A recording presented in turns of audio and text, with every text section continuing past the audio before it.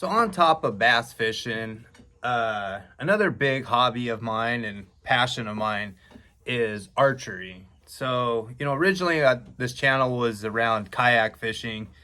And when I got out of kayak fishing, I was kind of like, what do I do with the channel? So I was like, I'm just going to make it like a general outdoor channel and just talk about things I want to talk about, things I find interesting, little tips and tricks that maybe I learned over the years that I haven't heard anyone or seen anyone talk about in the outdoor space. Push back against other creators that say silly things that I think need some pushback. Today, this morning, I went over to my buddy's archery range, over to his shop, to borrow a case. I'm getting ready to go to Arizona to go dove hunting. September 1st, opening weekend, Labor Day weekend. I always go dove hunting with my father-in-law and need a gun case to fly from Texas to Arizona. And my buddy, who is an unknown legend.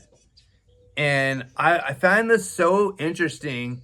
When I first met this guy, when I first moved to Texas, I drove past, this big sign that says Archery Haven. And I thought it was like an archery store. So I call him and, it turns out it was an archery range. And this guy's been in the archery community since like the 60s, 70s. His parents had started the shop, the range. They build like quivers and like they do a bunch of leather work, like building like leather quivers and like leather finger tabs for like finger shooters. Those like silencer, the puffs, you put on your strings to quiet your bow down. And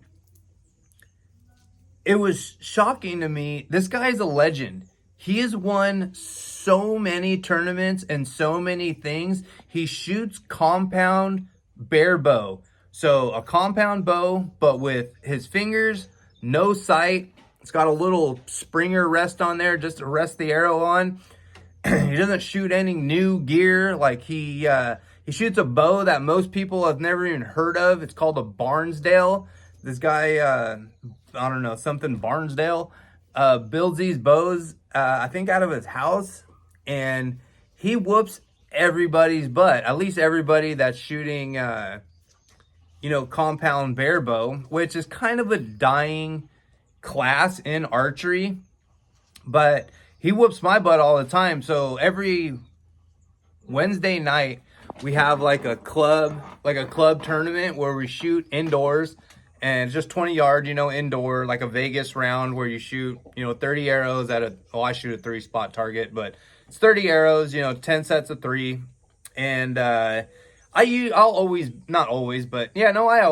will beat him. I got a super nice modern bow with, crazy parts, all the expensive gear. I shoot in the freestyle class. I got a 6-power magnification on my scope, and I'll beat him in the normal rounds, but then we go to shoot-offs, and it always seems that I end up having to shoot off against him. And I cannot tell you how many times this bare bow shooter has beat me in a 3-arrow shoot-off, or at least a 3-arrow shoot-off.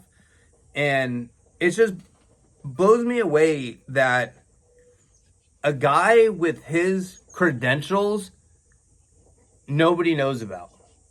With all these YouTuber archery guys and stuff like that out there, everyone's heard of, Cam Hanes and all these big timers.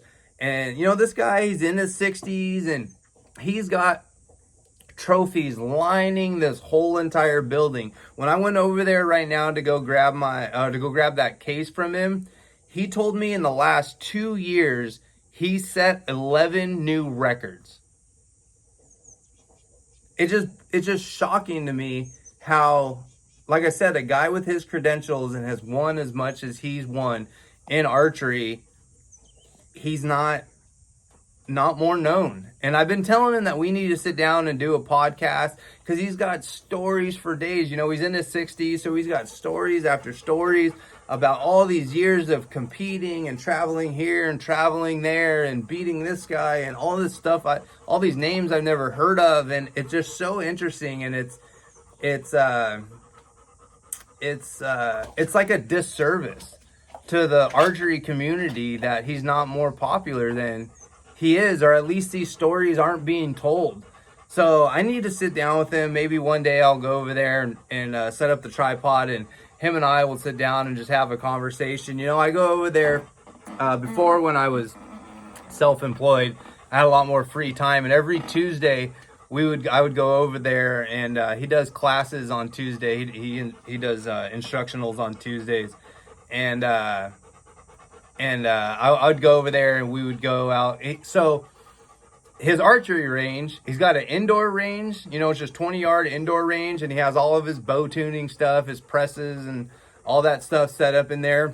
And then on the property, they have their business, which is doing all the leather work, you know, custom quivers. You know, you want a custom quiver made, you know, American flag quiver, or, you know, Texas flag quiver, or whatever. They do all this custom leather work, and you know, they ship all this stuff all over the world, you know, like finger tabs, these leather finger tabs for guys that shoot, you know, recurve or bare bow, so they don't, you know, mess your fingers up, I guess. They ship those things all over the place. So they got the business, the building that the business is in on the property. And then it's, he lives on the property in a little double wide trailer, and his parents live on the property as well. And it's 15 acres of an outdoor field archery range. And for those of you that haven't shot field archery, it is tough. It is, I think it's 28 targets, 4 arrows per target, and it's all different yardage. You know, you've got some targets that are like 3 yards, which a lot of people think 3 yards isn't hard to shoot, but it's harder to shoot than you would think. Shooting 3 yards, you would think you use your 20-yard pin, but you really got to use like your 60-yard pin. And then I think the max yardage is 80.